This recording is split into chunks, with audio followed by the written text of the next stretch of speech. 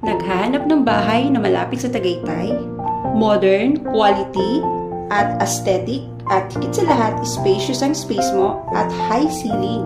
Baka ito na ang property na hinahanap mo. Wow! Welcome here sa Richdale West Residences ng Barangay Panungyanan, General Trias, Cavite. Malapit lang po ito dito sa Tagaytay, kaya tingnan nyo naman po yung ambience. Napaka-cold down ng breeze at malamig. At kita nyo naman po yung pinaka-project natin dito, Phase 1 and Phase 2, halos napakalapit lang po niya sa road. Ito pong road dito sa harapan na to, ito po yung Barangay Alingaro.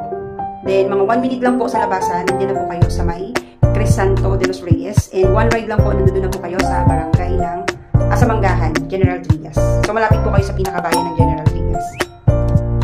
Itong pinapakita kong model house dito sa video is isa sa mga model house nila ang Carnation Single Attached Unit. So, nakikita nyo naman yan kung gaano kalawak, no? Ito yung pinakamaliit nilang single house, pero kung tutuusin, napakalaki niya at high ceiling. Tingnan nyo naman. At bukod dito, meron pa silang offer na isa pang single attached, which is ang Linnea model. Naka-flash sa screen ninyo ang complete details. And also, meron din silang offer na townhouse. At hindi po ito basta-basta townhouse lang, expanded po ito. Ibig sabihin, sa lahat po ng post namin ng townhouse, ito po ang may pinakamalaking townhouse dito sa General Trias, Cavite.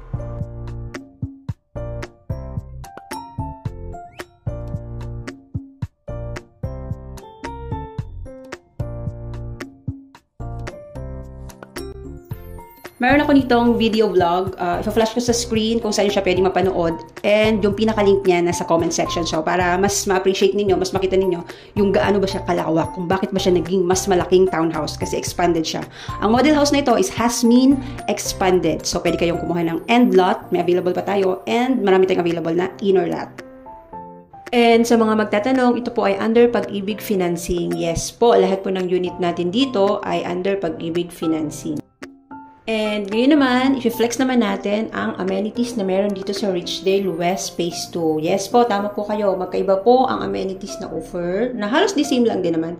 Meron lang din pong mga benefits na meron sa Phase 2 and Phase 1. So, makikita nyo po dito, naka-flash sa screen, ang mga amenities na makikita ninyo sa Phase 2. Parang ang dami kong sinabi, no? Pero parang halos pares lang din naman ang offer nilang amenities. Mas malawak lang dito sa may Phase 2. Ayan, itong picture na to, actual unit po ito. Pakihanap po ng apple. Apple ba yan or tomato? And wala lang po dito yung swimming pool. Kasi maraming nagtatanong kung may pool ba. Wala lang po dito ang swimming pool. Pero po, tingnan nyo naman, busog na busog kayo sa pinaka-greeny environment. Wow. Freshness. Talagang hindi kayo tinipid. Wow. Siyempre, nasa Tagaytay nga dapat talaga mas greeny ang place.